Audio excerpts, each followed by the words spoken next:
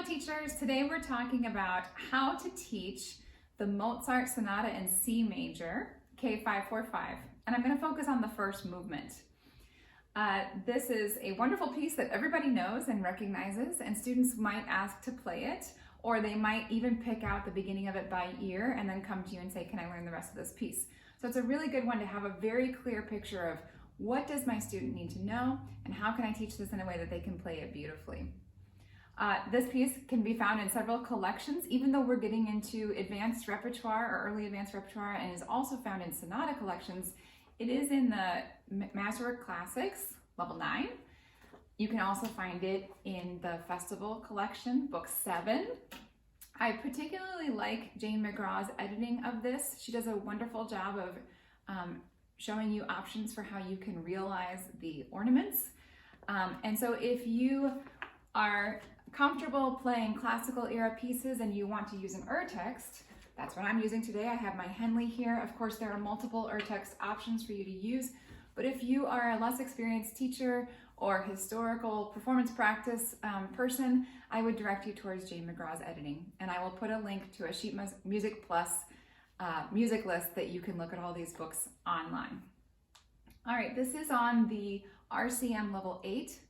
And for my Illinois colleagues, it's on our AIM level 10. This is not an easy piece. It's not a beginner piece.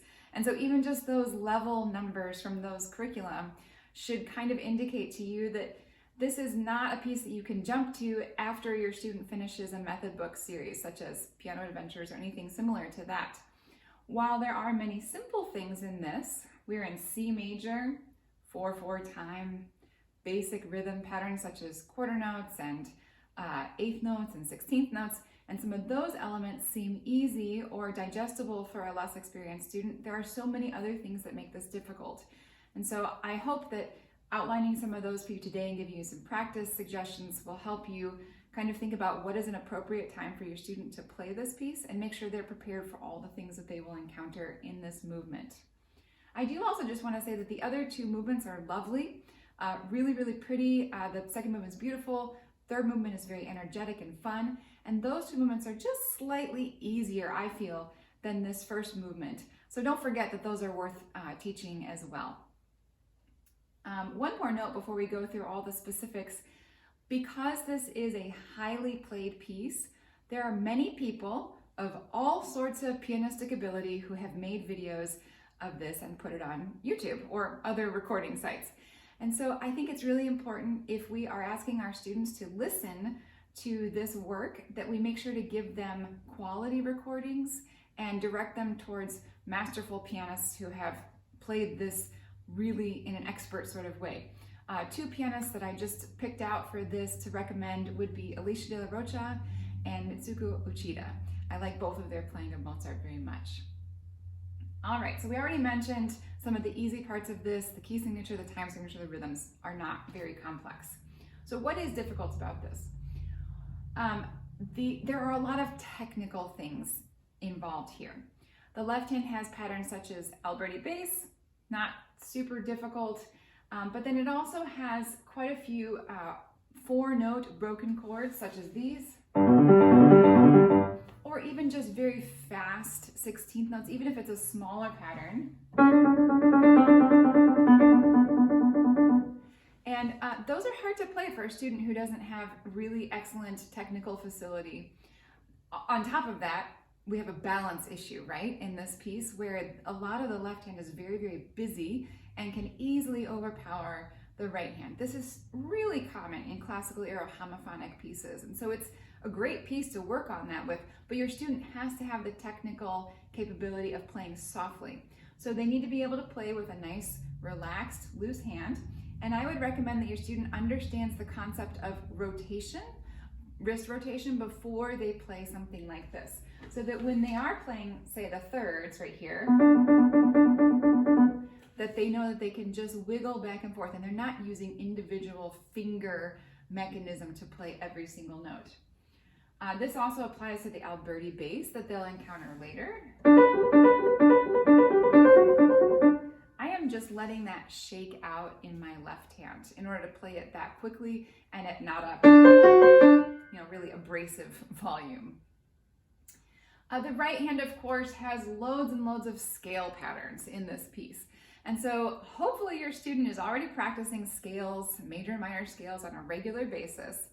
For my students, anybody who's at this level, they're already going to know that their regular warm-up every week is a particular major or minor scale, and that they play those with the metronome in eighth notes, triplets, and 16th notes. And if anybody wants more talk about that, I'll do a separate video about how to teach scales.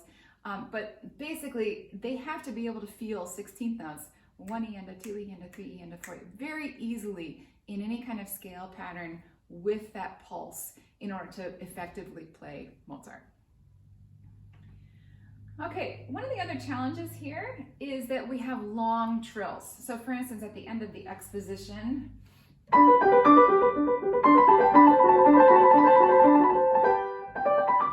and those of us who've been playing for a long time and trills are not a thing that we freak out about, especially if we have practiced a lot of rotation, this is not difficult. But for a lot of kids, they look at just the trill marking itself and it become a deer in headlights. Like, how am I going to play a trill for an entire measure? The easiest way to start that is to simply measure out the trill.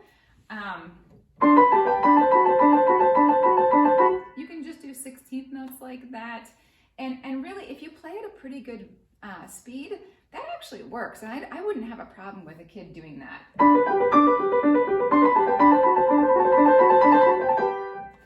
If they can get to the next step of being out of a measured trill, then that's even better.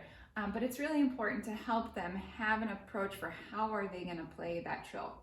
Also, side note, most classical era trills, just straight up trill, not a mordant or another symbol, but a trill should start on the note above. So that trill in measure 25 needs to start on B.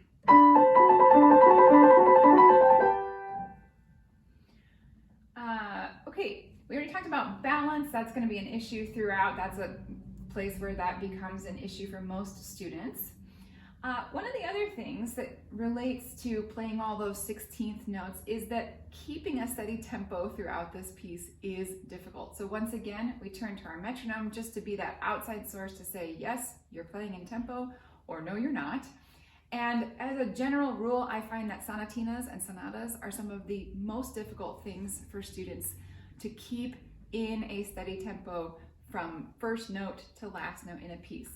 I think this is usually because the wonderful part about sonata movements is the contrasting themes, contrasting dynamics. We have themes that are real busy and exciting and themes that are more lyrical.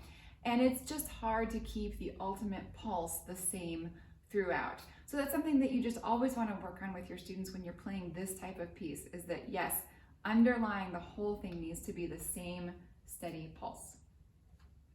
Of course, we want to have beautiful phrasing in this piece, and so hopefully you will work with your student on how to shape.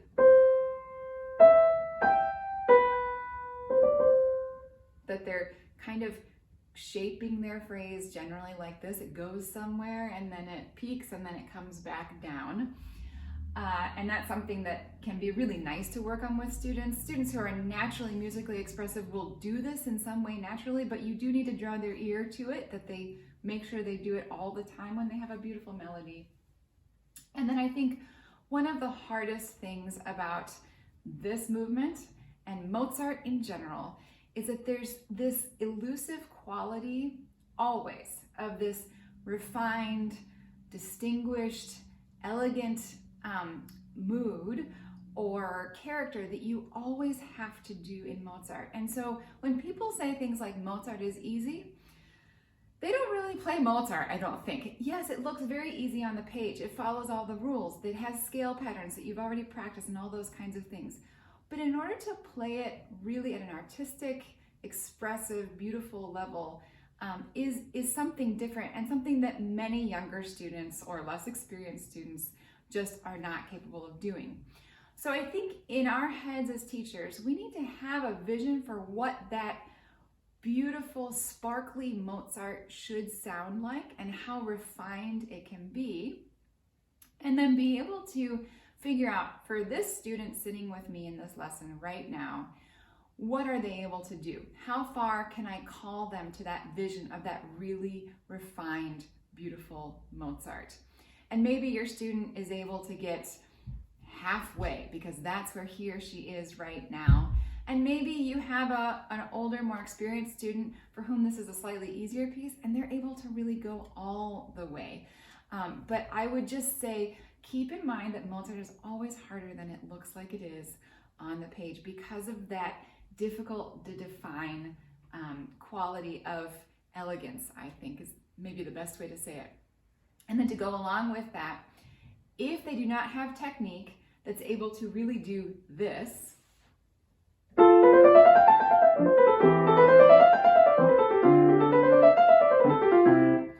if they don't have that facility, they'll never get to the point of playing elegantly because that just they won't be able to with their fingers. I hope I've given you a few things to think about on Mozart Sonata K.545, and I wish you all the best in your teaching.